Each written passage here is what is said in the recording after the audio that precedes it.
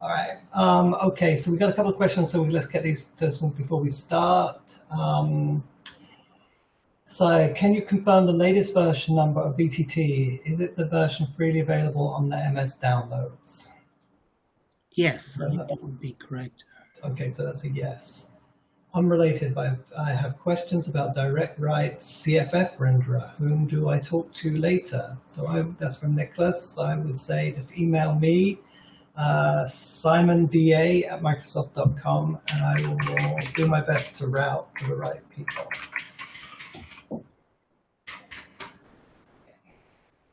All right, so we are at 20 participants. It seems to have leveled off. So I'll just repeat quickly what I said before while people were coming in. Mike is going to do like a 45 intro, and we'll take some questions after that. And then he'll go into a live hinting demo, and we'll take questions after that. I will keep my eye on the chat, so if anything urgent or important comes up, something that Mike's missed, let me know, and I'll relay that to him. Otherwise, just put your comments, questions in the chat or under the question mark in the chat tab. So with no further ado, I introduce Mike Duggan, who I worked with for many years at Microsoft, but is now independent, one of the foremost hinting experts in the world. Hinted some of the Microsoft core fonts. I think developed the hinting strategies for the ClearType collection fonts and many other fonts we all know and love. So Mike, take it away. Okay, great. Can everybody hear me? Simon, am I good? Yep. Great. Well, thanks for that introduction, Simon. I was actually going to say some of that myself. So during my time at Microsoft, I was, as Simon mentioned, did a lot of the work on the hinting of the fonts, but also was able to work on the VTT autohinter to work with the developers there. I see Paul Litterid is here to help set the direction for as well as static fonts for hinting variable fonts. So over time the hinting has become it's evolved as the rendering and the font technologies have changed, and so the hinting has actually become a lot more straightforward. And so I'm hoping during this session that even though VTT can appear to be quite a daunting tool to use, once you know the basics of it, surprisingly, even with variable fonts, it's actually fairly straightforward to add the hinting and do the fine tuning. So I'll just share my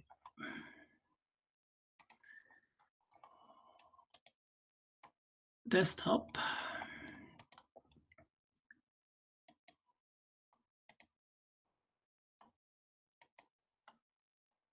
So can you see the slide deck? Yes, we can. Thanks, Mike. Okay. So this is just some quick notes before I begin. So the topics I'm going to cover today, for those not familiar with the tool, the UI, the graphical user interface, and just the overall hinting workflows, and how to run the autohinter. And I'll do some live hinting on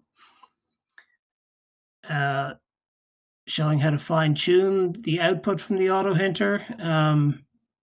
So basic editing of the CVT, the control value table, the variations and gasp table, and showing how to use proofing and final checks. So as somebody requested at the beginning, if you do a search for download Microsoft Visual TrueType, you'll find, I think it's the first hit. So so that will run on a PC only, so not Macintosh, but so what is hinting? So this is just a lot of text about what it is, but at its most basic level, it's when the outline of the font gets scaled to a lower resolution grid, larger pixels. the outline doesn't always correctly fill on screen, and so the hinting is a way to, in the original text it was distort, but I like to say more like adjust the character's outline at a particular size to help it render better on lower resolution screens. And how does hinting help? So as I mentioned at the beginning, hinting has evolved over time, and so the text you see in yellow here is more of what hinting will do for you today with today's rendering. Previous to that, there was a lot of code added to the font to control weights and symmetry and letter spacing, but a lot of that is now being controlled by the rendering itself. So luckily, that's something we don't have to worry about, and that speeds up the process significantly. So the things that are important now, probably I would say I have blur reduction written there, and that's one of the main things that hinting will help with, and that in itself is probably the most important for reading on screen, because text features that are blurry are really quite distracting when reading. So, and VTT is actually it's a really powerful tool. So it allows very fine control over the glyph shapes, or how to adjust the glyph shapes using hinting. There's a little bit of a caveat there that with variable fonts, it's not quite the same as hinting static fonts. So some hinting features are disabled, such as deltas. So you have to devise a strategy that will, get you most of the way, or 95% of the way for your variable hinting. So I'll get into that when I start the demo. So I'll stop sharing that.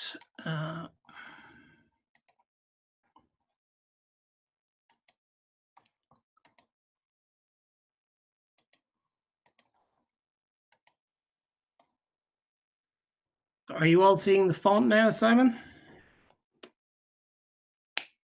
Yes, we're seeing the yeah. Okay, so this is just the beginning of what VTT looks like when you open a font. So I just have it open here, but you typically open the font by just the usual method, file open. This font is Roboto Slav variable font. It's one of the Google fonts. I haven't actually really gone through this font before and hinted it previously, so we'll see what comes up when I do the live demo. So each font is different, and there are different issues that come up depending on how the outlines are constructed. But I just wanted to run through the UI. So this is the view of VTT. So when you open a variable font, so VTT has been upgraded to support hinting for variable fonts. But so the view you see right now is the view that you've always seen in VTT for the last few years, except with the addition now there's some features to view and proof variable fonts. So what you're seeing in the main window in the middle is the default instance of the Roboto variable font, and in the window on the right, which is the variation window, that's the view variation. You can switch between and show the different variations on the right hand side. So by hitting Control Shift up arrow, you can toggle between the variations to show what's in that font. And that allows you to see how the hinting will work and how you can prove the font. I'll just quickly run through the UI that you see here, and talk about just some of the relevant things and the way that I have the font set up to do the hinting. So this is the usual file. Import all code from XML is the most interesting thing, and I'll be talking about that. You can export first all code to XML, and then import is something that I'll be doing. That's just for opening recent files. Edit GASP table. The GASP table is an important feature and something I'll also talk about later.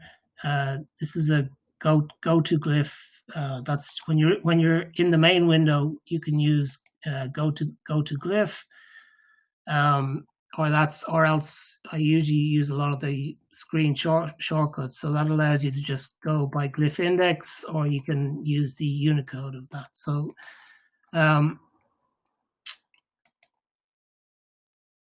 and next and previous. So these are the main views here. The main view is the middle window. Snapshot of main is something I don't use that often, but it's handy to take a screenshot of the glyph you're working on and then comparing it to another glyph. The character set.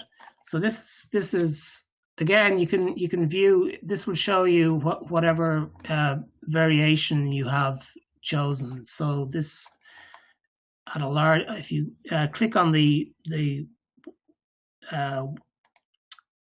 one of the sizes at the bottom of the screen, you can view the character set at a larger size. So you can, in this instance, you can see all of the glyphs in the font, and that is under Tools options. You can either access the glyphs by index, which will just show you the first glyph in the font to the last glyph, or if you disable that, it'll show you all of the Unicode characters in the font. So I usually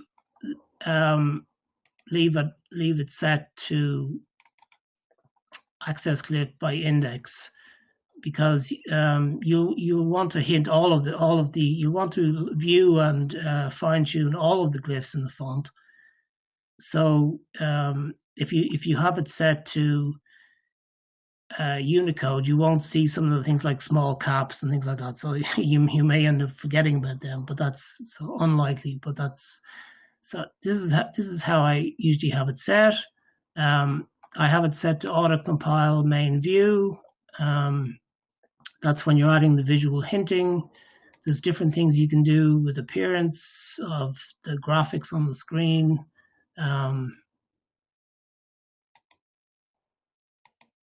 And that's probably the most interesting things there.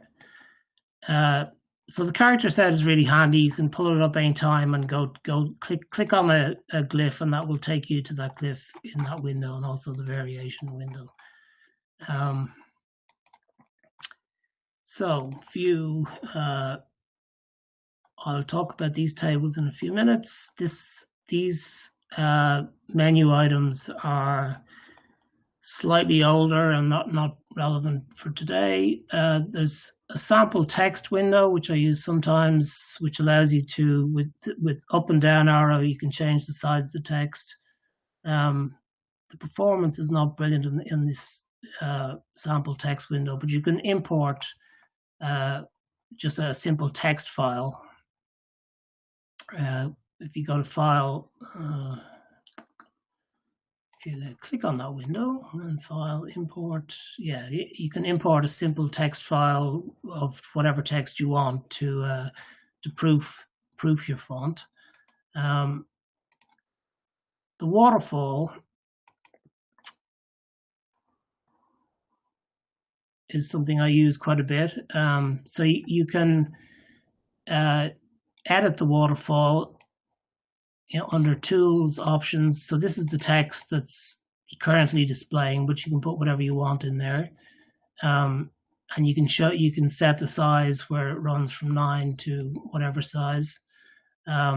Again, all of these windows respond to the control shift up arrow, so that allows you to quickly toggle between the variations.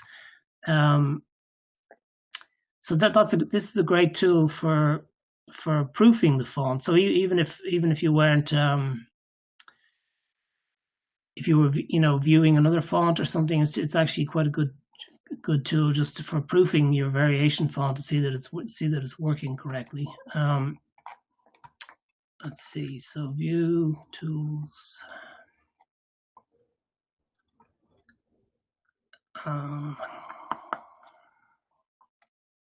So under tools options, let me see. So under display options, so this is how I have the font set up. It's showing the outline of the glyph. It's showing the point numbers. I generally leave it to show fewer points. That's just because it gets a little bit more confusing when the off-curve points are shown. Leave heights and metrics set. In the device options, I leave pixels, everything there except instructed metrics on, which is not relevant at the moment. For VTT attributes, these are the three settings that for variable font hinting that are most relevant. CVT numbers you can display or not. This rasterizer options is quite important. It's grid fit means hinting is on. Clear type, which is the rendering that we're concerned with, actually CT fractional advanced widths should be on, and CT anti-aliasing should be on. So once all of that is set, this bottom section allows you to display the visual hinting tools. So align, strokes, and moves I have disabled, as I don't generally use those for hinting either static or variable fonts these days. The VTT attributes, anchors, rounding method, and CVT. So those are typically things you want to see. So that's my setup for the hinting.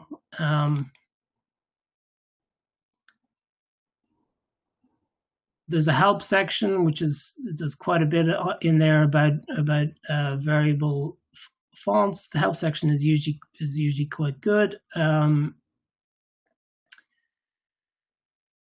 So we'll get to a lot of the settings as I go through the hinting. So this is sorry. I also want to talk about the main window. So this is the view in the main window when you're doing the hinting. There's a size run icon at the top here. So if you click this once, it doesn't show you any text at all. If you click it twice, it shows you the current glyph from 9 pixels per em until as much as can show in the window.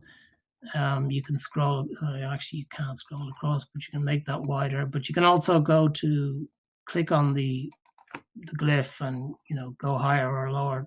But you're generally working at the smaller sizes. So if you have the two windows side by side, you can have a good view of what's going on with the default instance in the font and the hinted variations in the font.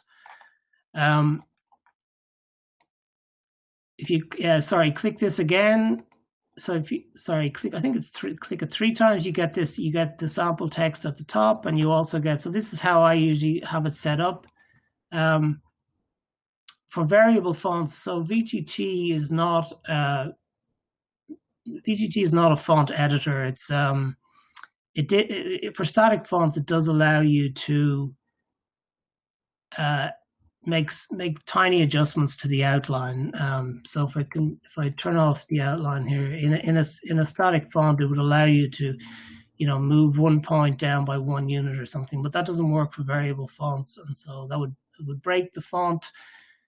So those are disabled. The move, swap, delete, insert, they're all disabled in a variable font. The tools you will need, the hand tool just for moving it around, zoom in. I'm using a mouse wheel, so that allows me to zoom in very quickly and see the details of the glyph. The measurement tool is going to be important for when we start hinting. These are the hinting tools that allow you to visually add the hints. So this is the X-link, Y-link, X-shift, Y-shift. So what I'm actually going to do is I usually have it also set up. We don't use X hinting these days. So if you hit Control-Shift-X, that disables the X hinting tool. So really all you're concerned with for hinting variable fonts is the Y-link tool, Y-shift, and Y-interpolate. Actually, probably even the way I'm going to show today, Y-link will be less used. It's more to do with Y-shift and Y-interpolate. Y-move and Y-delta probably won't be used. So that's about it for the main window. So you're at the stage where you have your font. It's the variable font design is finished. You've done all the high resolution proofing. So now you're ready to add hinting, and that's usually the final step before you release it. So there's many reasons why you might want to add hinting, but you should kind of think about that a little bit quite carefully about if it's a display font, does it really need hinting at all if it's going to be used at like a very large size, or if it's a text font, or it could be a font that ends up being used in a UI. But it's just important to think about where it's going to be used and what type of features need to be controlled, particularly for, say, a text font. Very low sizes, fine features such as crossbar on an E or something like that need special attention. Okay, so I'm going to start now by starting the process of hinting. So what I'm going to do is VTT comes with a built-in auto hinter. So this is how I would start the workflow. I'd open the font, go to Tools, Auto Hint, and say Light Latin Auto Hint. So it says this will now replace all existing code. Do you really wish to generate VTT talk? And you say yes. So that's how quick it is. This is a fairly large font. This is only showing the Unicode glyphs at the moment. I have that set that way, so I can just go to the next glyph for the A to Z live hinting. But that does a really good job of hinting that quickly, and adding all of the hinting code for adding hinting code for all of the glyphs in the font.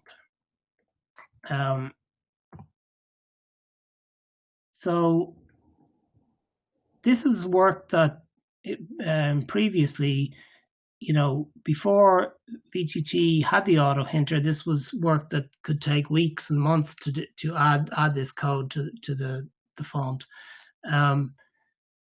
But now we have an auto hinter that adds the hinting code just in a couple of seconds. But be aware that it's automatic, and so my philosophy on hinting in VTT is that everything needs to be checked. Every glyph needs to be checked.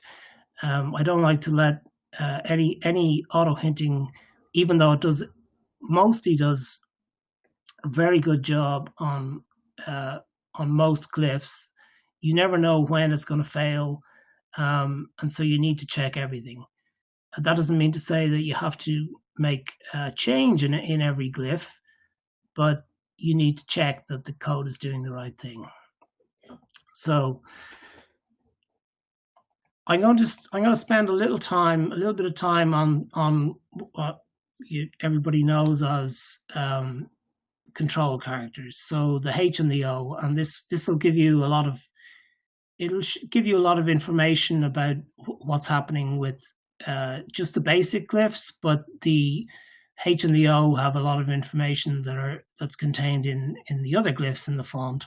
So this will, once you know what's going on here, it's really relatively easy to progress further to the rest of the glyphs in the font. So what's happening here? It's added the hinting to the font. This is this is the main view. If you look at the VTT talk, this is what's called high level representation of the hinting code. And this was designed for typographers to use to be more readable than the actual TrueType code. So this code gets compiled down to its lower level code, which is the real TrueType code. So I'll look at that. I'll have a look at that in a second to show you what's going on. So you can see that when the autohinter adds the hinting, it adds a bunch of comments as well. So it actually looks like there's a lot of code for the capital H. So what I like to do is, in this case, it's adding an extra bit of code. So I'm just going to remove that for now. And when you make any interaction with the visual tools, it compiles.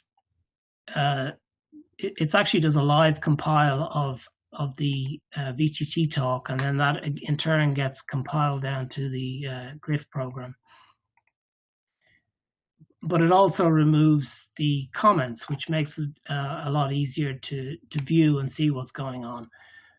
So now it's starting to look, it's a lot less scary looking than it used to look as far as hinting was concerned. There's actually very few features being controlled in this glyph. I'm actually just going to take a quick tangent. I'm going to turn off ClearType. So this is to go back to show you what was the original intention of hinting. So this was how rendering used to happen 20, 30 years ago, or even up to the point where Verdana was still very popular on the web. Text was still being shown in black and white, and these were the kinds of problems that we had to be dealt with for using hinting.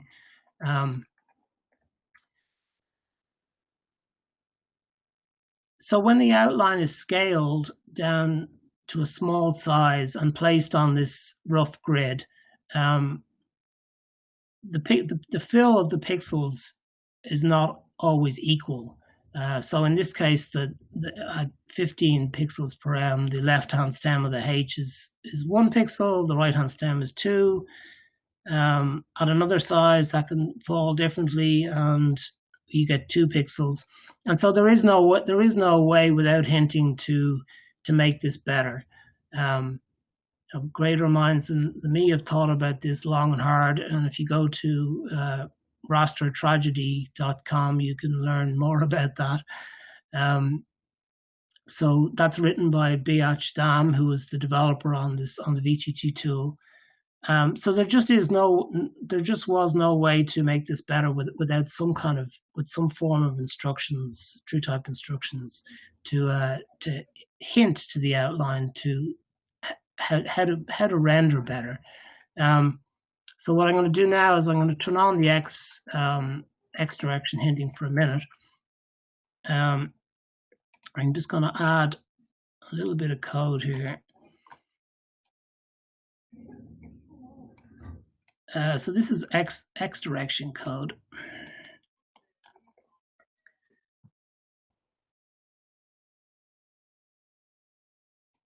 So this is the kind of hinting that was done in the past. And so once you can see that once I've added these two instructions on the two stems, it's placing point 2 of the left-hand stem on the grid, and it's controlling the distance of the stem from 0.2 to 27, and it's also the next bit of code is doing exactly the same thing, but it's doing it with the right stem. So this is the hint that I'm talking about. It's telling this outline that it needs to be these two stems need to be the same pixel width, and so already you're seeing that's improved. That's improved the display of the glyph in black and white.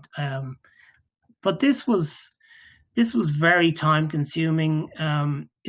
This work had to be done. The control for consistency of stems, consistency of spacing in particular, which is critical for reading on screen. Making sure that the rounds look good versus the square. Diagonals were always very difficult. And the code was a lot more than I'm showing here. So to control spacing. Now the reason I'm showing you this is because this is what hinting used to be. It's not like that. This isn't what hinting is anymore. Because as the rendering got better and the screens got better, the X direction hinting became less relevant. In fact, I don't use it at all anymore, because with ClearType, sorry, I just got rid of the smooth.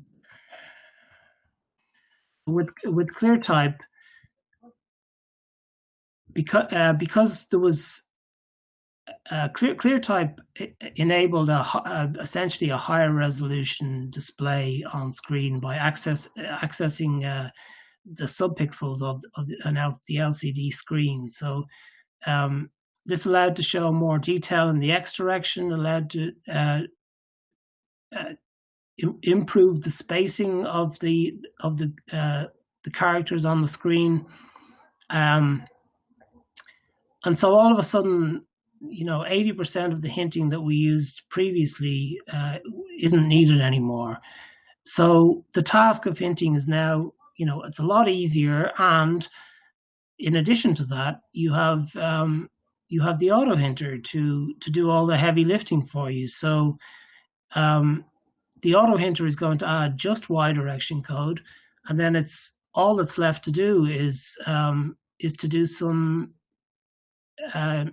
fine tuning on the glyphs to make sure that everything is consistent. So I will now move on to the kinds of things that we do care about in hinting right now.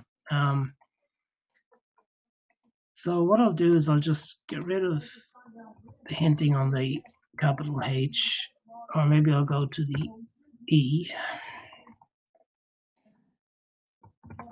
So without any hinting in the glyph, these are some of the problems you're going to see. And it's particularly horizontal features on characters such as the H, the E, the F, lowercase e, where without any hinting, these features can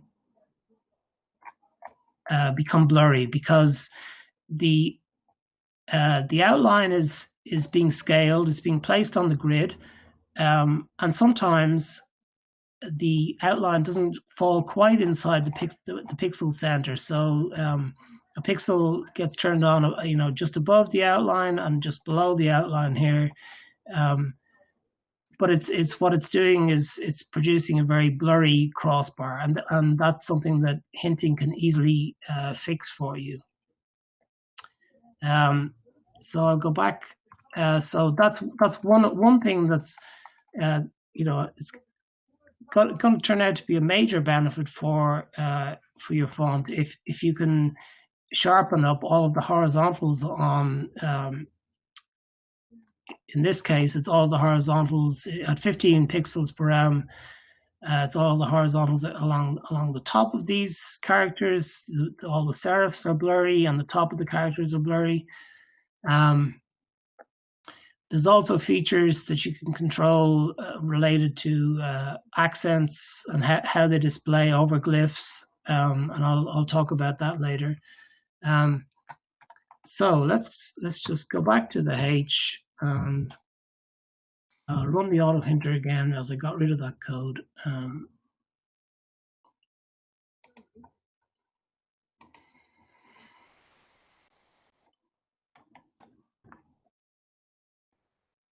Okay, so here's the hinted capital H, and what's happening with this glyph, and what is the hinting doing?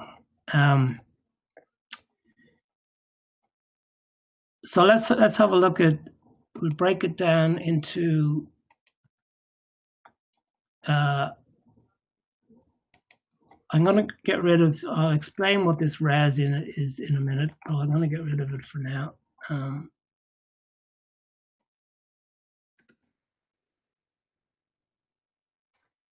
So Y anchor. The first bit of hinting instruction is Y anchor 0 to 8, 0,8, and what the 8 means is it's referring to the control program. So I didn't talk about this, which is pretty important. Once the autohinter is run, it doesn't only generate the hinting for the font, it generates some global tables for the font, and so that's the control program, the pre-program, and the font program. The control program stores all of the measurements of the main measurements for the font.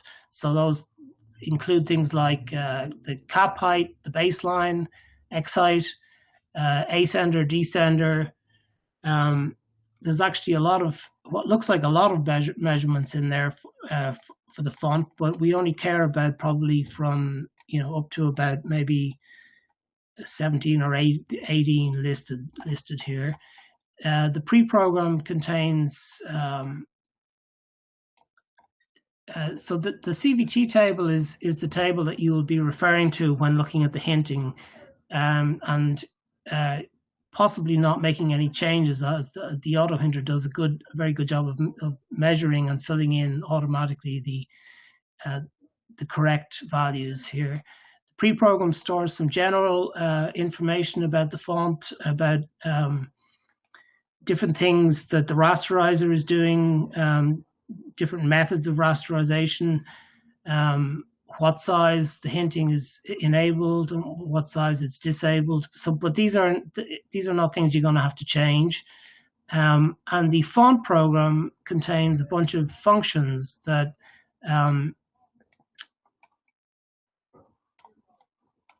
are used in the hinting. But again, you're not going to have to change anything in the font program. It's automatically generated for you. Those functions are called, and you can when they are called, you can look up the function, and there's usually some comments, particularly for the ones that we care about, to tell you what it's doing. So this one is I'll talk about some of the functions in a minute. So I'll go back to the hinting on the H. So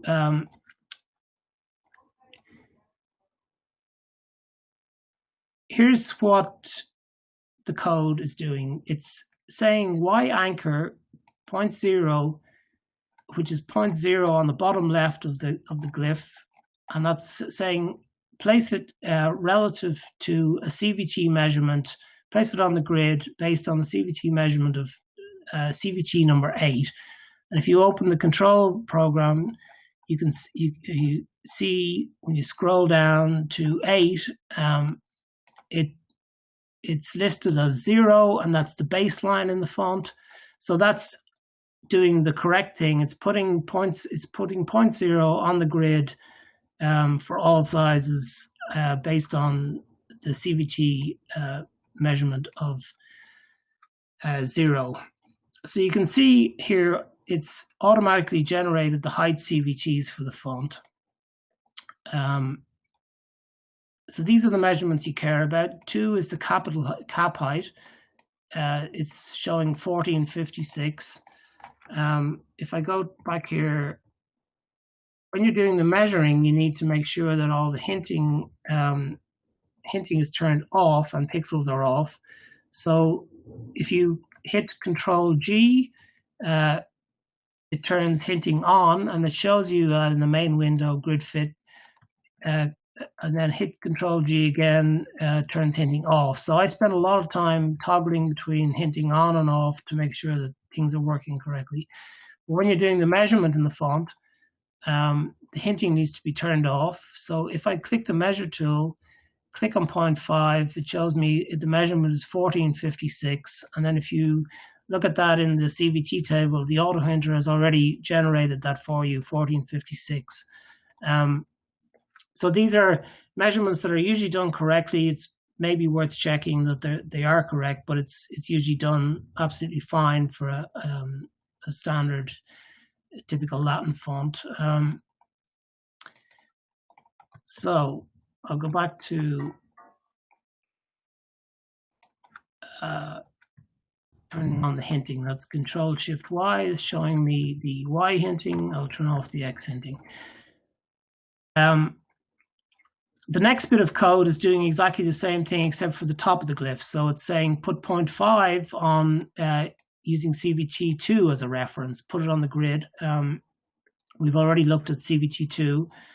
And then it's shifting point from 0.5 to 0.16 to make sure 16 follows relative to wherever 0.5 rounds to the grid. And at the bottom here, it's also saying shift to 0.22 on this side of the glyph to make sure that this section of the glyph rounds exactly the same as the left-hand side, left-hand stem. And then the last bit of code is YIP anchor, which is what this is doing is it's what's called Y interpolate. So when you use the hinting, this is the unhinted outline, and you can see that when I turn on the hinting, so by hitting Control G, and that shows you it's grid fitted, in this case, it's taking the scaled outline at 16 pixels per em. It's using the CVT as a scaled reference, and it's rounding the outline to the nearest grid line. So you can see that it rounds down slightly. So, but it's essentially found a new position. It's found a new position on the grid. And 0.20, if I take out this bit of code, 0.26 and 9 have no reference for if there's no code there to control that. These points have no reference to where to round based on the new positions of 0.5. So 0.5 is rounded down, and now 0.26 and 0.9 need to know where the correct position is relative to the new position of the cap height. So by using the Y, I'll show you now how to add that code. What you want to do is make sure that 0.26 and 9 find their correct position now with the, using the hinted glyph. So when you add the Y interpolate visual command, it gives you like an elastic band that allows you to snap it from one point to another. So these are the two reference points in the Y direction, and it allows you then to drag the arrow, and as soon as it's over a point on the glyph, it'll snap to that point. So what I'll do is, in this case, I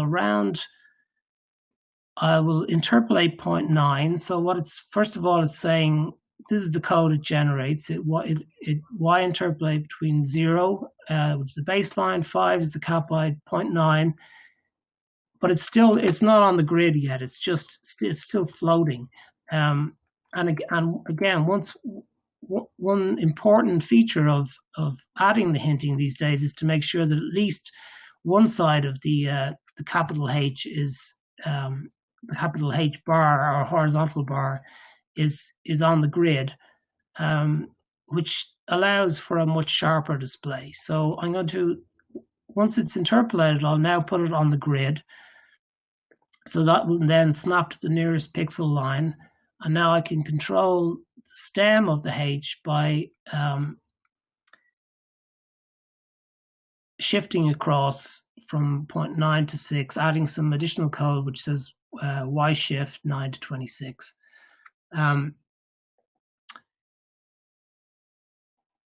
So now at all sizes, the capital height is always on a grid line. It's always snapped to grid. The baseline is always snapped to grid, and the middle top of the horizontal bar is always snapped to grid. You can see that as you progress up in the size range, that there's a little bit of gray coming in, but that's a feature of hinting for variable fonts and hinting for rendering these days in general, for direct write rendering.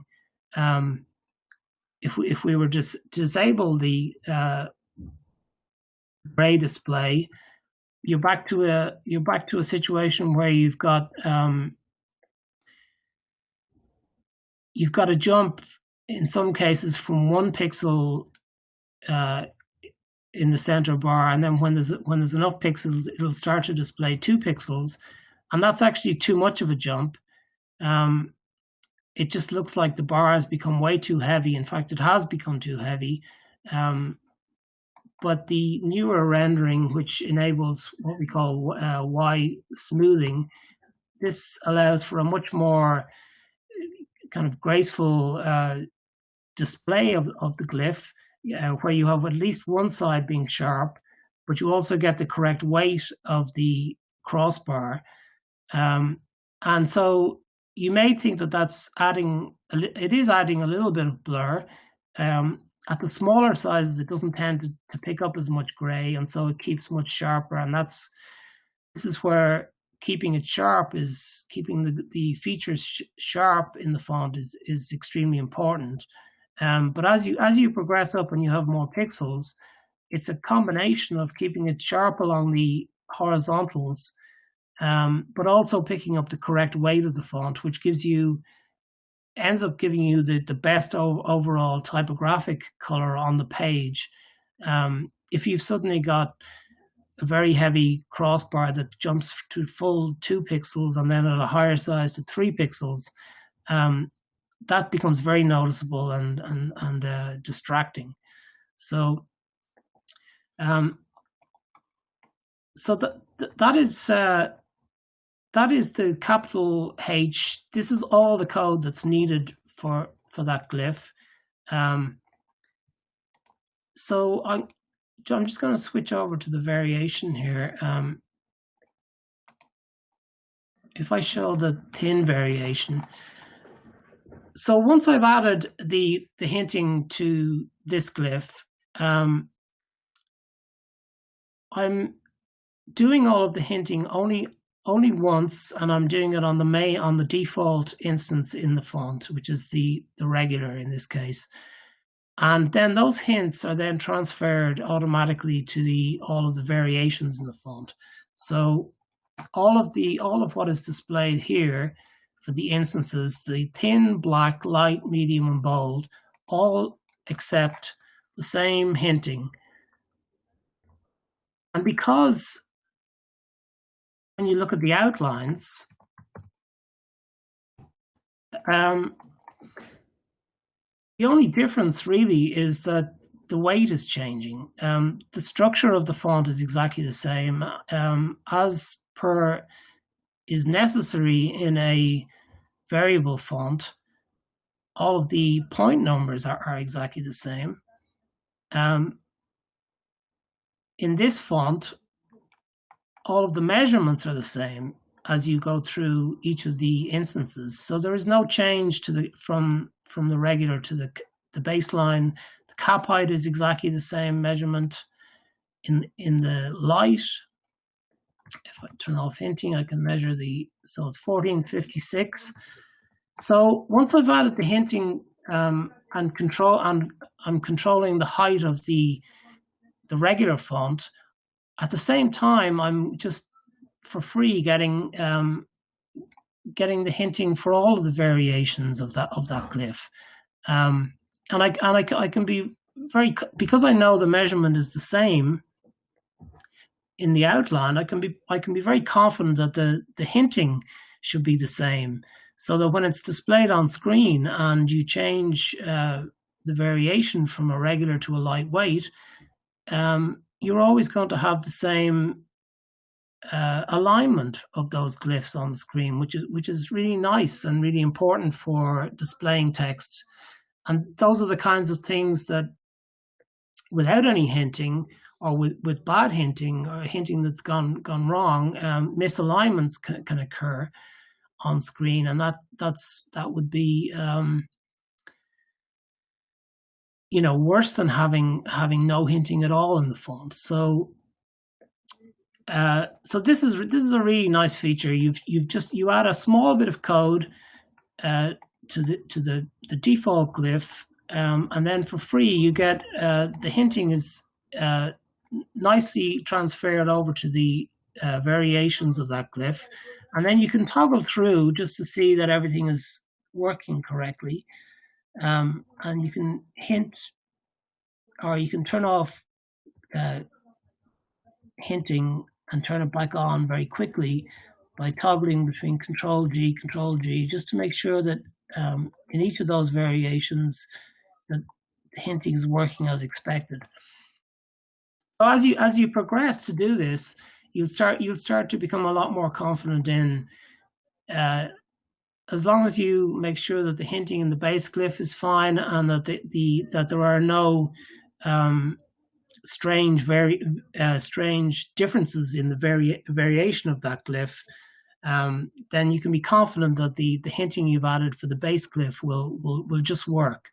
I'm not saying of course you have to proof the font, but you can be confident as you progress, and with a quick proof of each variation, that it's working. In fact, I generally probably leave a lot of the proofing until the end, because I'm confident enough to know, just by looking at the structure of the glyph on the screen, that it's working for the variation also. So I'm just going to go now to the O. So this is again, it's a similar similar approach. It's very simple to add the hinting to this font, or to this glyph. The auto hinter has already added the hints that are needed. I'm going to put in some slightly different hints here, and this will show you.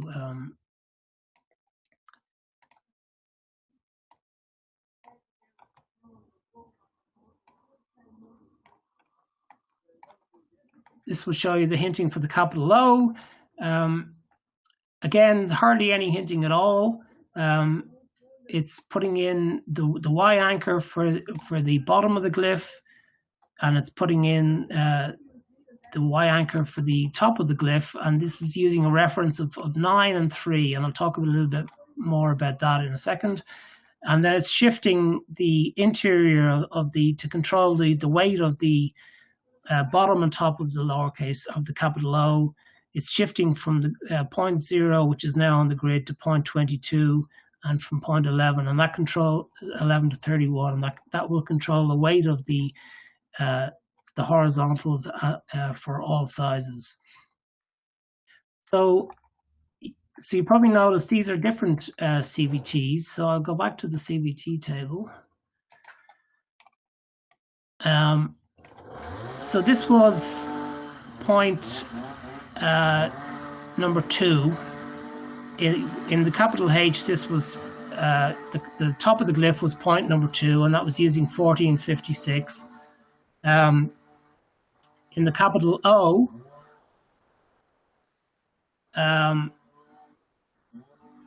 point number 0 is placed on a reference of CVT number 9. When you look up CVT number 9, it's actually listed as having a value of -21.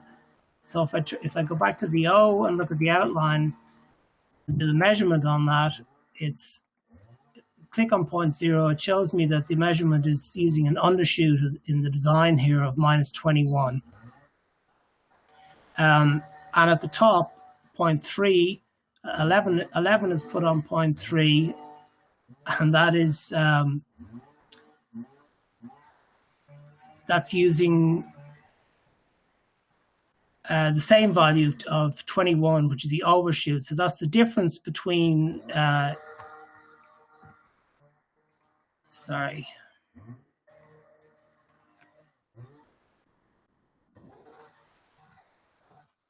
21 is the difference between 1456 and the measurement of the top of the O, which is 1477. But what it's saying is it's saying use point 3, which is 21, but 21 is actually being what we call inheritance, is being forced into using the same value as number 2. So in other words, what it's saying is it's suppressing the overshoot of the capital O, and it's making it the same pixel height as the straight app height until a certain size. So the autohinter here is generating it until 49 pixels per em. It's saying make the bottom of the O and the top of the O equal to the straight characters. And you can see if I go to control equals, allows you to go up to a particular size. If I go to 48, you can see that the top of the O is placed on the grid, and if I go to the H, it matches exactly with that. If I go to the next size up, you can see that the overshoot is slightly now creeping in, which is a very nice feature, because it's just at this size that if you go down one size, you probably won't be able to see this too well. But so here at 48 point, we have enough pixels to describe the outline, but it's almost like print now, where it's becoming, you're looking at it thinking, okay, that the O really needs to be, it's almost looking too small in relative to H now. Whereas at the very small size, if you were to introduce an overshoot at a very small size, it just doesn't make any sense, because you've got so few pixels. And if you move this down by 1 pixel, or move the overshoot up by 1 pixel, or even by a half pixel, you'll really see that on the screen. You'll see the difference between, the capital height of 1, 2, 3, 4, 5, 6, 7, 8, 9. 9 pixels just isn't enough to show an overshoot. So it's better to suppress the overshoot at the small size, and then allow it to come in at a size that you think you determine. So by changing this number here from 49 to, I'll allow it to come in at a little bit lower, say at 42. I can compile this. Now the overshoot comes in at a lower size. So that's a number you can play around with, and just have a look at whatever font you're working on. So it'll be different for each whatever font you're working on. So that's a really nice feature for controlling like a subtle thing like an overshoot. So let me go back to the smaller sizes again. I mentioned earlier that hinting is a little bit different for variable fonts versus static fonts. In that, for static fonts, there was a hinting command called a delta, which allowed you to add a specific size for a specific character for a specific feature to allow you to add an instruction that moved that feature. Turned a pixel on or off, or moved a bar up, a horizontal bar up and down. So this doesn't work for variable fonts because things are not always going to be the same across the variations. Thank you. Great. So should we just quickly run through these questions at this point, since we've had a few typed in? Yes. Okay. And you may see them if you, but I'll read through them. I think that's better for the recording. Okay. So this is from Ivan. What is the purpose of stroke and stroke inheritance values in the control program window after auto hinting? Okay.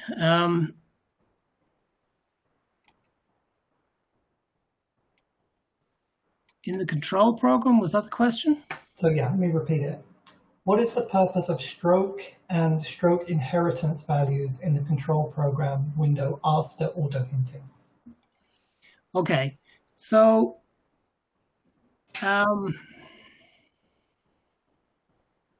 there are different methods of hinting. So a lot of what is generated is for older style hinting, which is hinting that uses CVTs as control values as a reference to control the stems of a font. So that's literally, you can add a CVT to control from 0.2 to 27, and that would be the uppercase black X stroke. And here it lists stroke inheritance there. But we don't use CVTs. We don't use any X direction hinting at all. This is just code that's generated by the auto hinter. If you need to use that for instance for static font, but I don't use CVTs at all now. So this is older. Okay. Older code. Right. Thank you. Next question is from Damien. Once you've manually adjusted the hints in a font, what's the workflow to auto hint new glyphs without losing all the manual work? Sorry, can you repeat it? Yeah, sorry. So this is from Damien. Once you've manually adjusted the hints in a font, what's the workflow to auto hint new glyphs without losing all the manual work?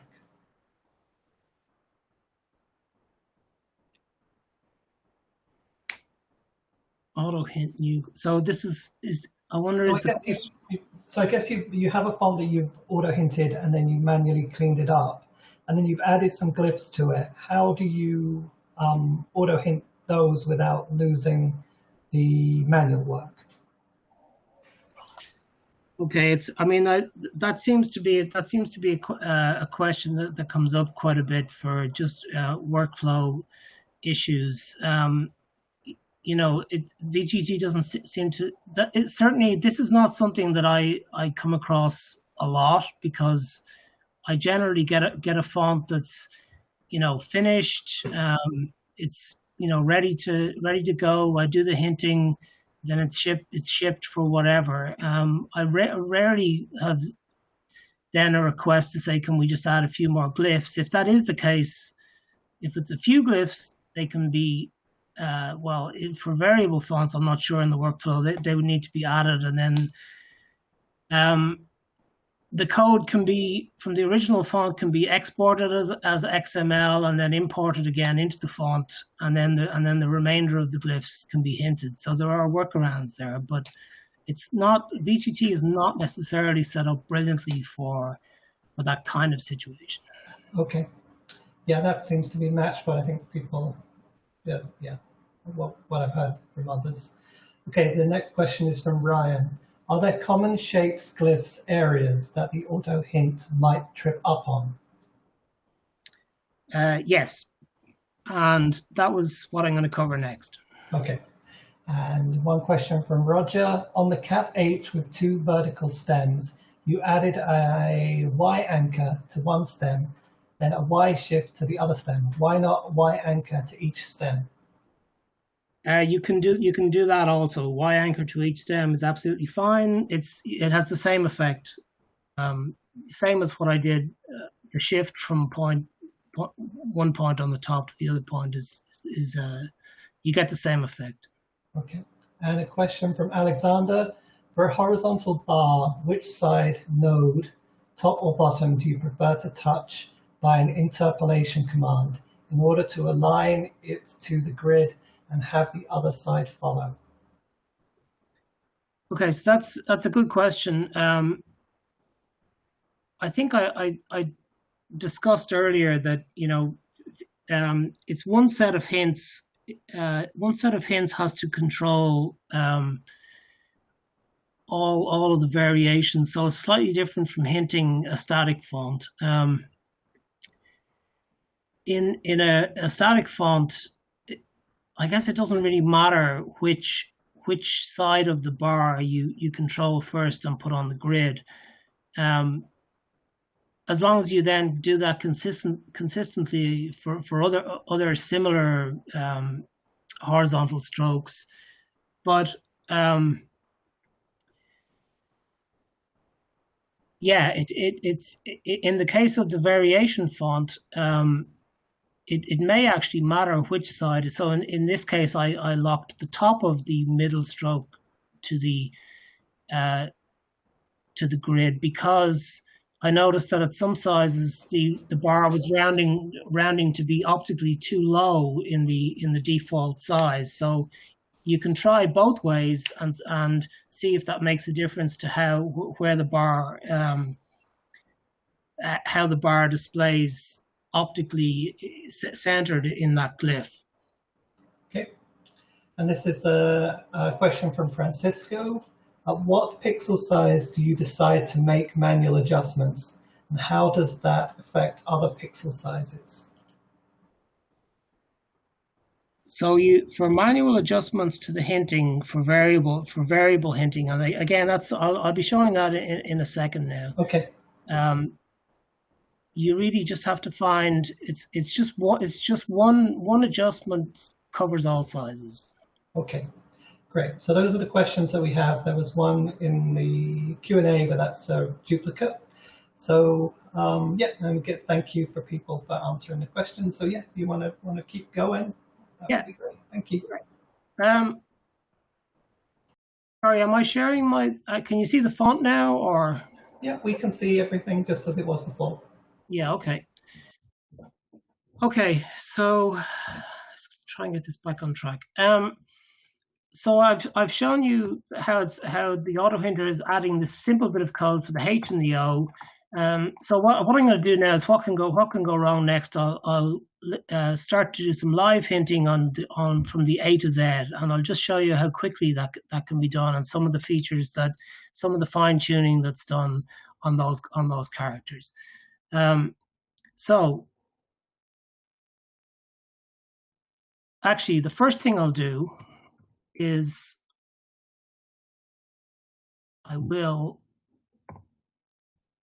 so the hinting that's put in by the autohinter, I'm going to again autohint the entire font.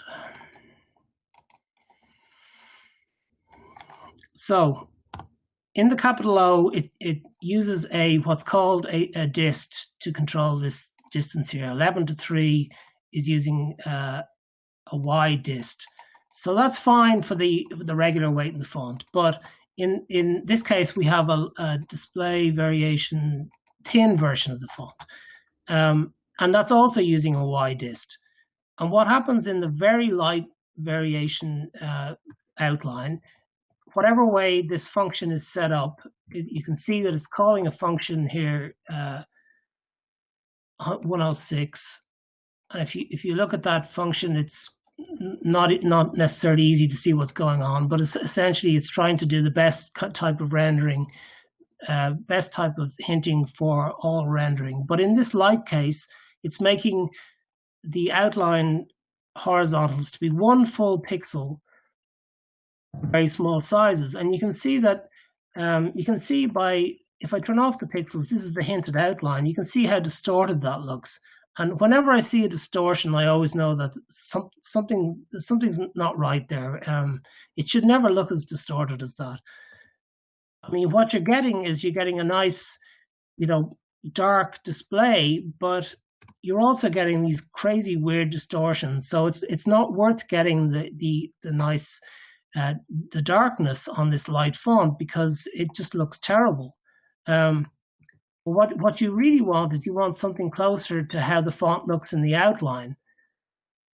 And my take on it is that, okay, what I'm going to show you in a minute, you won't get something as dark as that, but you will get an increase in sharpness in the light font in the method I'm going to show you that I use for hinting. But my take on it again is that for a light font like this, it's not typically heavily used for text sizes, and so a light font should, even though it may get misused, it's probably supposed to be used at a much higher size. And when we go to the higher size, we'll get a nice display of the font. So what I'm going to do is I've already prepared a file, and so I'm going to what I do for hinting variable fonts, and this is typically for any of the projects that I've done so far, is I replace every time I see in the code, every time I see a dist, a res y dist command, which is controlling the stem here, I replace that with what's called a Y shift. And that's for all of the res y dists controlling stems for all of the glyphs in the font. So what I can do is I can export all of the code to XML. So I've already done that. You open the XML file, you do a search and replace.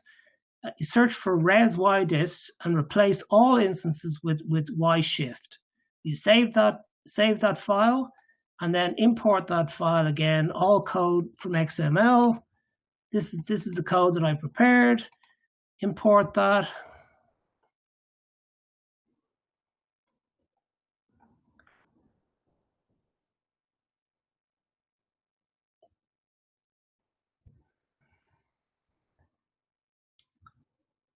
Okay, so that's imported all of the it's imported all of the hinting for all of the glyphs, and it's replaced every time a Y dist with a new instruction called Y shift. And you can see that what I was talking about a minute ago, when I compile, once the code is imported, you need to compile everything for all glyphs. So now you can see that the S, much nicer shape. It's grid fitted, but it's a much nicer shape at all sizes. And you can also see that what you're getting is a slight sharpening and a slight darkening of the stems, or at least a consistent display of the stems. So there, for instance, in the light font, the middle bar is blurry, but once the hinting is on, it's sharpened up.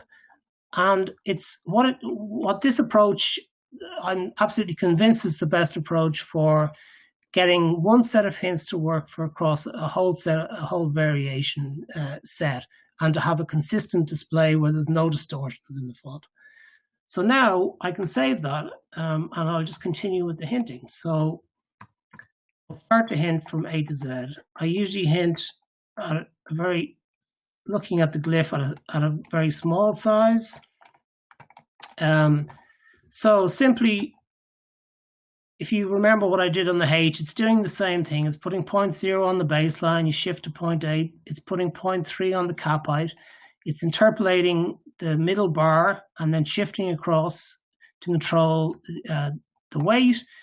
But the only thing that's left here is that it doesn't recognize anything to do with these points here. 0.20 is not interpolated, and so you can see as you look along the sizes that it's becoming a little bit too heavy there. So those points need to be interpolated between the new position on the top and the baseline, and then that finds its proper and correct position based on the new grid fitted outline for all sizes, and then that works for all variations also. So that's the hinting of the capital A finished, and that's typically something that will happen with an A, a V, a W. You'll see that in a minute. This is a good example of something that just it isn't caught by the auto hinter. You can see the 0.13 here is moving. Everything is controlled as was in the other glyphs in the B. There's a link to 0.7 here, which is not necessary. So this top stem is controlled, the bottom stem is controlled, the middle stem is controlled, but 0.13 is still floating around, and it doesn't really know quite sure where to position itself. So if I turn off the hinting, you can see if I'm toggling between hinting and no hinting, I'm seeing that there's some kind of distortion here and it doesn't look quite right. So what I can do is interpolate 0.13 between 0.30 and 31. So now it finds its new position based on where these 2 points are rendered. And that always now looks nice for all of the variations. And I can check that by quickly proofing through. So now, if I just take a breath for a second. So this is how the hinting will progress. So you go through the glyphs just by visually looking on screen. You can see what's happening by the display of the visual hinting, which then translates into the code. But it's usually my method of looking at it is that it's somewhat symmetrical, so I can see the bottom and the top. These serifs are not controlled right now, but for my first pass hinting, I won't worry about that. They're finding an okay position, and they're displaying fine. So I'm not going to necessarily control that feature. I'm just looking for things that are going wrong. Here the hinting is, again, it's asymmetrical, so that the auto hinter doesn't need to add that. And again, this is going to depend on whatever form you're hinting and whatever way it's constructed. The auto hinter you'll find that it does different things and sometimes adds a little bit of extra code that's not needed. That's the kind of code that I like to clean up. It helps to keep the file size smaller. I'm much more confident when the hinting looks symmetrical and is symmetrical and is doing the right thing. When you proof the variation, you just need to make sure, again, it's doing the right thing. But again, the process then, once you know this, it becomes quite fast. And so some glyphs I don't have to touch at all. The F here is absolutely fine. The G, I noticed that the auto hinter hasn't put any code in to control the middle bar, so I can control that by doing the same kind of interpolation that's done on the middle bar, the H. Put that on the grid, and then use the shift command to shift across to control that. That's that glyph finished. The HI is baseline and cap height. A is copied, and that's finished. K. So this is another interesting one where the auto hinter doesn't really quite know what's going on with this variation construction and how that should be controlled. So anything I see that's controlling this middle section, I'm just going to get rid of for now. You click on the arrowhead to get rid of the shift command that's generated by the auto hinter and just drag, and that will delete the code, delete the visual, and also the code. The interpolation now is what I'm going to do to make sure that all of these points are finding their correct position in the grid fitted outline, or when the glyph is grid fitted. So I will interpolate these 4 points in the Y direction between the baseline and the cap height. So now if I turn off pixels from the hinting and go down to 9 pixels per and toggle between hinting and hinted and unhinted, you can see that all of the points are finding their correct position. Point 25 and 26 are always finding their position inside that diagonal bar in the correct way. In fact, you can't really tell much of a difference between the hinted and unhinted, and that's always a good thing because there's no distortion except for where the important aspect of hinting is just making it just that little bit sharper, and also controlling the weight of these a little bit better. So the diagonals can be a little bit tricky. That's the extra code to look for. The L doesn't need that there, it just needs the top and bottom controlled. The M is kind of like the A, where these points need to be placed on, interpolated between the baseline and cap height. This is an interesting little bit of design of this is often the case for a design for a capital M. It's not on the baseline. So do I put it on the baseline or do I just interpolate it? If I just interpolate it, it's not being put on the grid, so it's still floating around a little bit, and you may get a little bit of blur. Or I can put it on the grid and then also interpolate this point.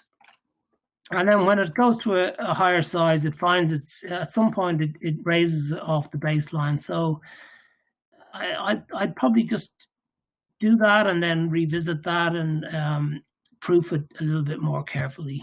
So the N, I'll just do the same thing.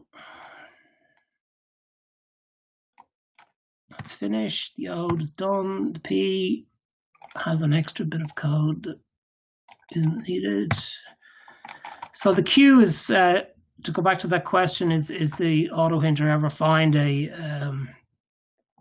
glyph that, or has a common glyph that causes problems? The Q is one of those glyphs. In this particular font, it's not causing that many problems, but it is.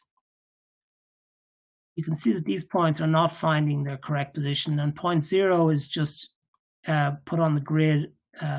It's actually okay. It's always below the baseline, so that will always give you a display. But point 1 and 24 need to be interpolated to make sure that they flow correctly in the new grid fitted outline. So now they have their new position, and that should be good for all the variations, including the lightweight. Similar here, the R.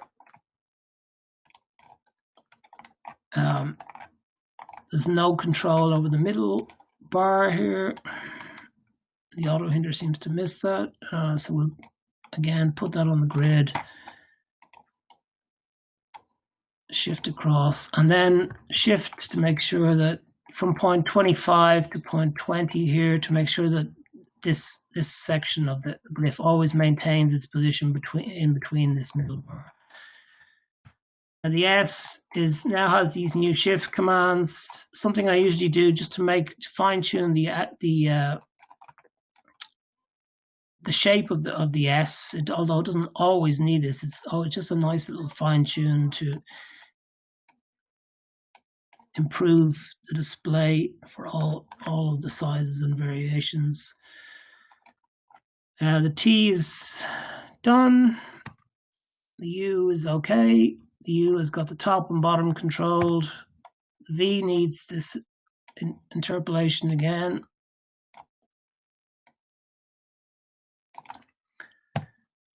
The W, same thing.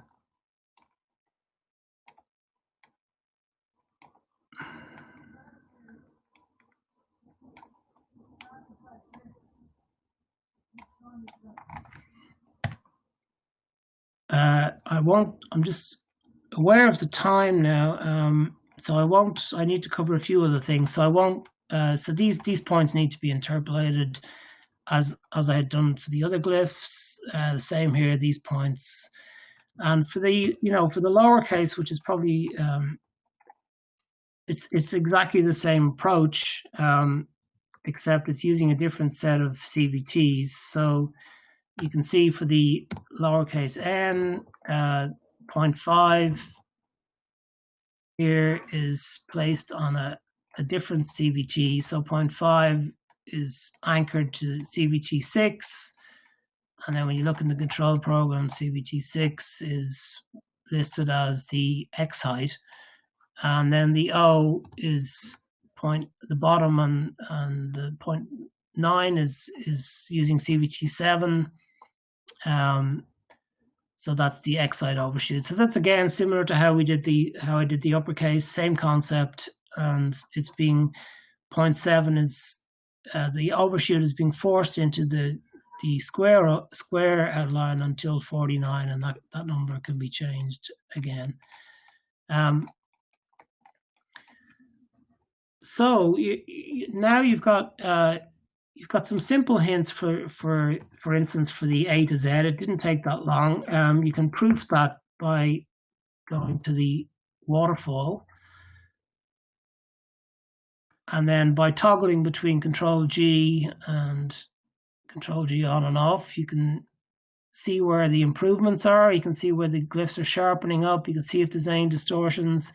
You can quickly look through the variations, the different weights, to make sure everything is working there. I haven't done the lowercase here, so I'm still seeing some, some strange darkness in the W and things like that. But you can begin to see immediately that you're getting, much sharper glyph here. For instance, glyphs at say 20, for instance, in the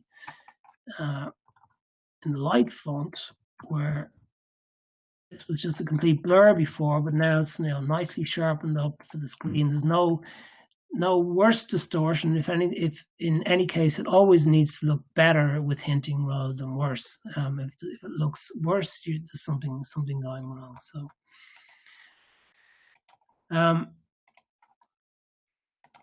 want to talk a little bit now about something that's beyond the main hinting. It's just another feature of how VTT can help you to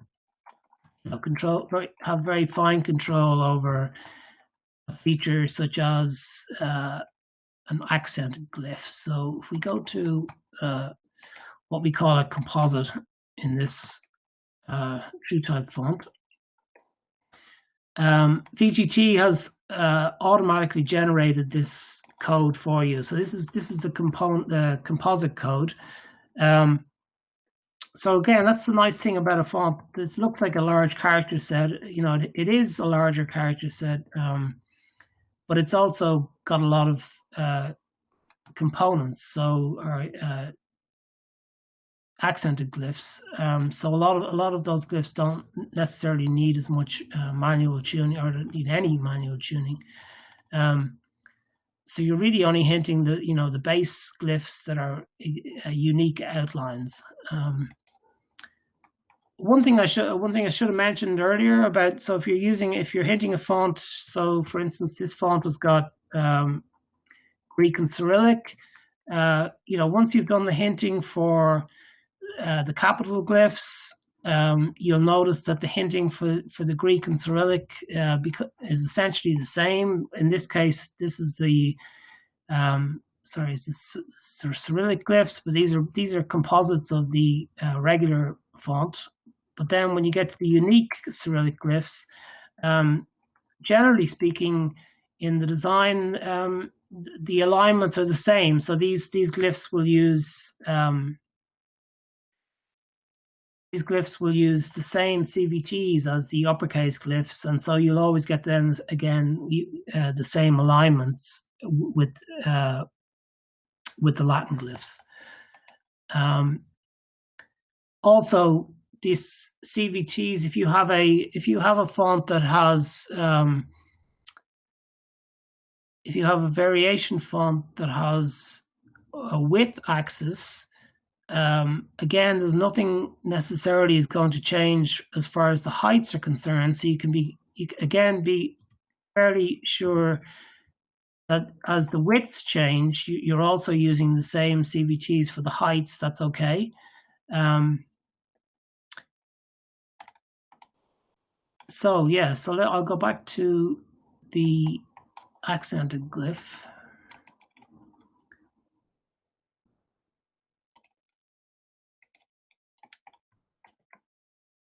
So currently VTT generates some code that is using X direction code, and I don't believe that it's needed in the components, so I always remove that. It's not necessary for positioning the accents. So what you're left with here in this case is it's saying it's using the code if you hit Control-2, this is the glyph program for the composite code. It's pulling in the base glyph, which is the A, and that's glyph ID number 1. So you can see that that's referencing it here. It's saying use glyph ID number 1, and then do not make any adjustments in position in X or Y. So it's 0, 0, and 0. And in the second part of the code is to use glyph ID 1078.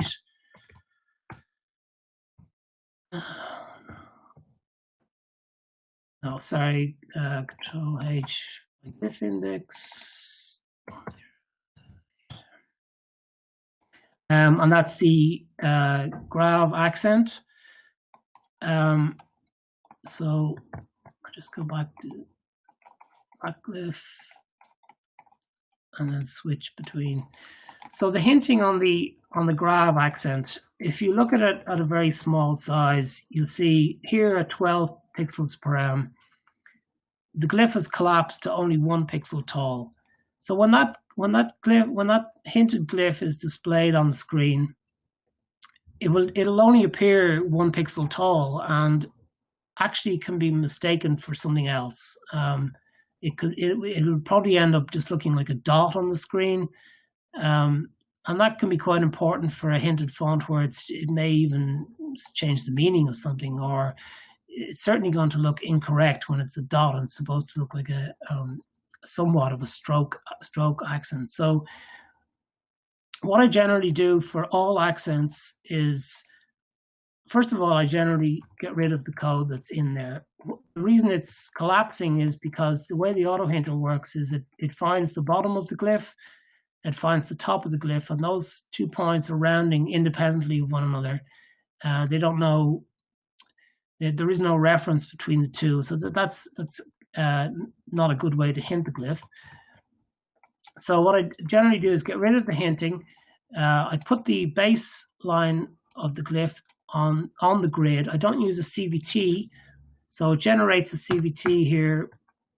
I get rid of that, so it's putting it on the grid based on where it lands on the outline. Then I use what's called a dist command. So it's using the Y-link tool. I drag from 0.2 to 0.5, and then if I right-click on the arrowhead of the hinted glyph, you can see that I've pulled it down to you can use different methods here of hinting. Here I'm using just a dist command. It generates the command, and it also, the one I'm choosing is to use a minimum distance. So if I say use a minimum distance of 2 pixels, then at all sizes, including down to the very lowest size, it's making sure that that glyph is always 2 pixels tall. And that's the same for across all variations. So you can be pretty confident that that glyph needs to be at least 2 pixels tall across all of the variations. And so it will display clearly when I go back to the capital A. The code that's automatically generated here references the bottom of the glyph, point 24. So this is positioning this is code that positions the accent over the base glyph and always ensures that there is a minimum distance of 1 pixel. So that even at the very smallest sizes, you'll get a pixel above, a white pixel displayed above the in gap, above the cap height. The accent I've hinted it to be 2 pixels tall. So you'll get a clear display, and you'll also get an accent that's 2 pixels tall, which will look correct. And that again works for all the variations. So there it is in the black, the light, medium, etc. So again, once you're confident in hinting the accent once, then you can proof it across the variations, but you've made sure in the default to have this code working correctly. Sorry, I'll just finish the measurement. What this is doing, it's saying it's referencing point 24 on the accent, point 3 on the base glyph, and this is the measurement between point 3 and 24. If I measure that in the outline, it'll show me that it's 126, which is so here it's 126, and this is using function 86. So if I look up font program, Control F 86, it tells me that this is a function that's being called to naturally space an accent above or below a base character. So that will just work for you. It's been designed to always ensure white space. So that's accents. What I do in accents, I generally go to the accents individually and kind of hint them all at once, because as I'm then progressing through the character set, I get to the accent section. I'm checking all the glyphs. I go, the next glyph, and then toggle between hinting and unhinted. I don't want to then have to disrupt that workflow and go back and re-hint the accent. So I can just go through. I know I've hinted the accent already. In this case, 1082. Oops.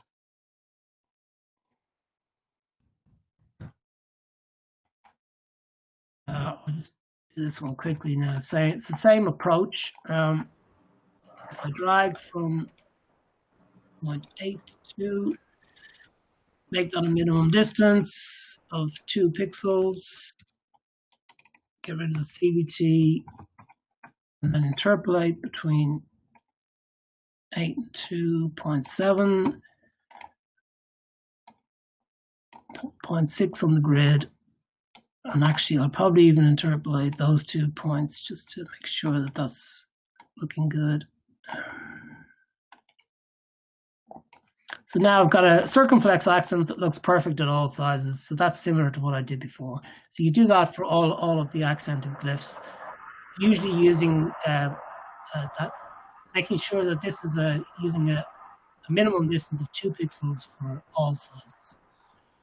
Mike, thank you. Yeah. We are just giving you like a 15 or 14-minute warning before this session expires.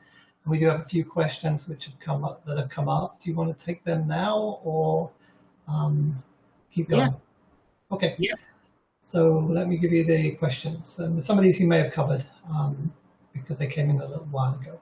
So this is from Alexander. Do you need CVTs for each master of the variable font? And if so, how to define them for your masters? No, so the CVT is generated once. Oh, sorry, there is something that I wanted to cover. How long is left in the session now? So we've got 13 minutes until the next session starts. So we do need to wrap things up. Okay. Let me give you the other quick questions, then you can maybe include those as you go through. Are CVTs always the same, or do the numbers change if you change the font? And the final one is, would you generally recommend against using Y-dist commands for horizontals, even in static fonts? So I was hoping to have time to cover the CVT question, and maybe I do have time. Just a very quick demonstration of that. Okay. I mean, it's clearly a very important part of hinting a variable font. In this font, there is no difference between so for instance, the X height is something that can vary across in the variation space. It can change. In this font, there is no difference. So how do I open another font? Oh no, so it's,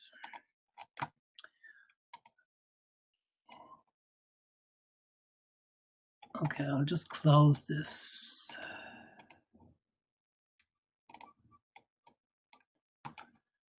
So here's the font Montserrat, view variation. So I think this is the question that's being asked. Here in this font, so you can see in the regular weight, the X height is a measurement of 517. In the black weight, it's a measurement of 547. Now, if I use the hinting, that's been automatically generated, and I don't make any additional changes, you'll see that the X is actually in the black weight. It's rounding down to be too low because it's using the same CVT as is referenced in the regular or the default instance of the font. So instead of using its correct measurement of 547 for the X height, it's actually using the measurement of 517. And the place to make that change is what's called the CVAR, the variation CVT table. When you call it up, it shows you the default. These are all the exactly what's in the CVT table for the default of the font. So this is what's generated by the autohinter. And this is where you can make the change. So you know that for instance, the new X height was measured to be 517 in the regular, but it was actually 547. So you can pull up the menu here, choose the black weight. You know that it's different. You compile that, and then it moves CVT6 up to the top there, and it shows you that it's now using a CVT of 547, which is the correct CVT. And for other weights in the font, interpolated instances, you'll see that it's interpolating that value, and it's using slightly different values for the different weights. But for the black weight, it's now using the correct CVT as a reference, and now it's rounding correctly at all sizes. That could be that it's going to round slightly different from the regular at a small size. And that may not be something that you want, or it may be something that you need additional control over. There isn't a huge amount of control except by possibly fudging those numbers a little bit, a tiny bit. I certainly wouldn't recommend by much, but possibly that it just so that it allows the font to change where it rounds up or down at a particular size. So if you make that number slightly smaller, maybe you'll get a rounding of a slightly different size in the black font that may suit you better. So I think that's the answer to that. That was the CVT question, Simon. Okay, great. Was there another question you had? Would you generally recommend against using widest commands for horizontals, even in static fonts? From Alexander. Yeah, I didn't fully cover the widest command, but I have nothing. I would use res widest, and that is what the autohinter will generate for a static font. As long as it's using the res widest command and not just the widest command. If you use a widest command, it will round to full pixel, and that is something I don't like to use because I don't like that jump from 1 pixel to 2 pixels. It's just too extreme and never something that seems to work as far as I'm concerned. But if you use the res widest, you get that subtle change. Great. And I think this is the last question as of now, is how does VTT autohinter compare to FontLab? The honest answer is I have no idea. But what I do like about VTT is that it allows you to make these changes. So, for instance, the accents, and this is something I've seen in other output from other autohinters. I haven't studied it that closely, but some of the TTF autohint stuff possibly may not control accents that well. And what I like about VTT is it allows you to quickly go in and hint those accents if that's what's causing the problem. So that gives you that fine control quite easily and quite powerfully. So we do have 7 more minutes if there's anything else you want to show. And as we're recording this, we can go over if you need to, but otherwise, yeah, we can wrap things up so people can get to the next session. Yeah, I guess first of all, I need to, definitely thank you to ATypI for allowing me to present this. As I was preparing it, 2 hours I thought would be plenty of time. As it turns out, 2 hours in VTT is really, you probably need a full week of training in VTT before you're really up and running with it. There is, of course, lots of other things I can show. But what maybe, and this is something that I had written up a bunch of stuff on the Microsoft website, which it's not there anymore. But I want to work on getting some kind of go-to place where people can look up some demos and some read a little bit more about this approach for variable fonts in particular, because I'd like to get across the idea that it's not as scary as it used to be. It's something that can be done quickly and efficiently, and really adds benefit to your fonts. So if there's any other questions that you want me to show, anything in particular, like very quickly, I can do that. Otherwise, I'm looking at my notes. I think apologies for that craziness in the middle with the drilling. No problem. No other questions have come in, so we can let people. Thank you, Mike. That was great. And as you said, we think that we can set up future sessions through ATypI or find other ways that we can. Yeah, I think that's really what it's finding. I'll certainly definitely look to find other ways. I know there's other conferences where I can possibly present again, maybe a different presentation, but it's never easy to cover something as complex as VTT in 2 hours. But hopefully, I've shown an approach of tips and tricks that you can use, and possibly, not to be so afraid of VTT, and the benefits it can add. So that's it as far as, if there's no other questions. Nope, everybody is saying thank you. So helpful. Thank you so much. This was excellent, Mike. Thank you very much. So yeah, the audience seems appreciative, and I know I am. And so we will let people head off to the next talk, which I think is going to be the fun one on the box classification replacement. And so, yeah, thank you all. Okay. And thank you, Mike.